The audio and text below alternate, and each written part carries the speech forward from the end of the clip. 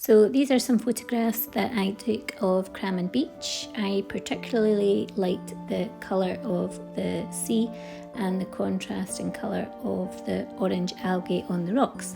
So I started off by making 6 A5 pieces of paper which I've taped to a board. I'm using a felt tip pen just now just to block in the main shapes. I've got some paint that I'm mixing up here, just some basic colours, quite a transparent blue, and then some more saturated colours of blue that I'm just adding in to really try and block out as much of the white paper as possible. This is just a yellow acrylic pen that I'm using. I like the marks that I can make with a pen, different from those that you would get using a paintbrush. I also use colour pencils on this piece, and I then go on to use some collage. And when I'm using collage, I look for colours in the magazine that are similar to the colours in my images. So I've selected some images here that have got really nice pattern on them, just to add an abstract element into my seascapes. I'm now simply tearing up. I don't want to use scissors, I don't want a hard sliced edge on my paper, so I'm just using my fingers to tear up the paper into random shapes that I am then going to apply with some PVA glue and glue down onto the surface of my images.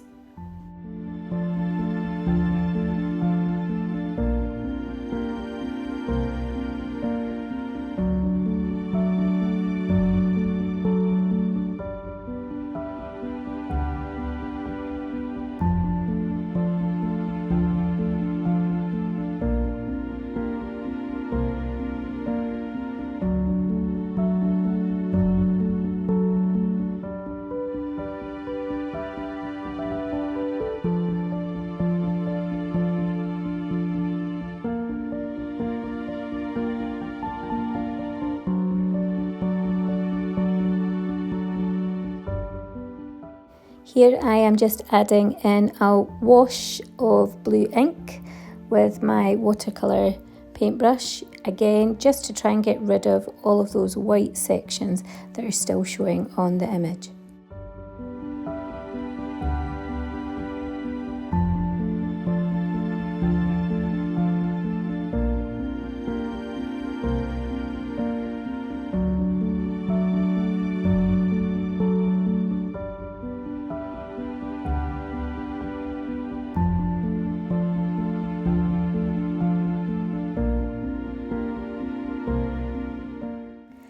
I'm gradually starting to build up layers, whether I'm using pen, felt tip, or just building up thin layers of different kinds of paint, from acrylic paint to acrylic paint mixed in with PVA glue.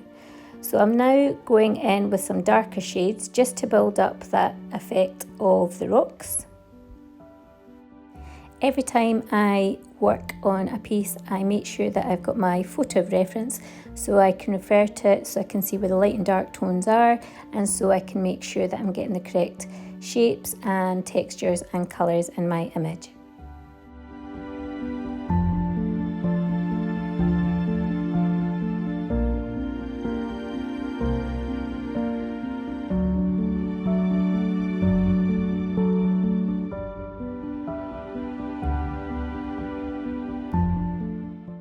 Sometimes when I'm painting, I like to do what I call knock back some of my image, where I've perhaps added a little bit too much detail, but I don't want to have to lose that detail. I still want to have a little bit of that detail coming through. So what I sometimes tend to do is put a thin coat of colour over the top. Sometimes I'll use a white with a little bit of PVA glue mixed in, and that allows me to put a sort of thin film over the top of a colour, which still allows some of the mark making that I used and created earlier to show through.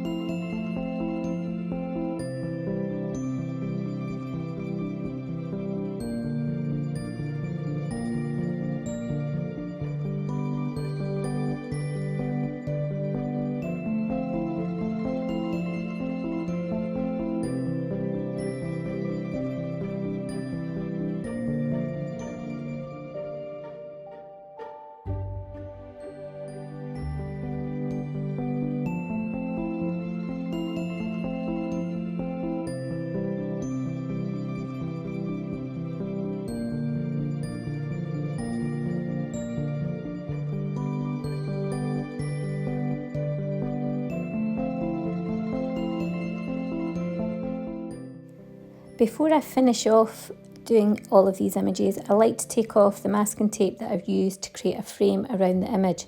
This allows me to compare the colour that I have with the white surround, and then it also allows me to see if I need to go back into any of it and do any more detail, or whether I need to knock back any areas. So this is a technique that I've always used, so it's quite satisfying pulling back the masking tape to reveal the nice crisp white edge.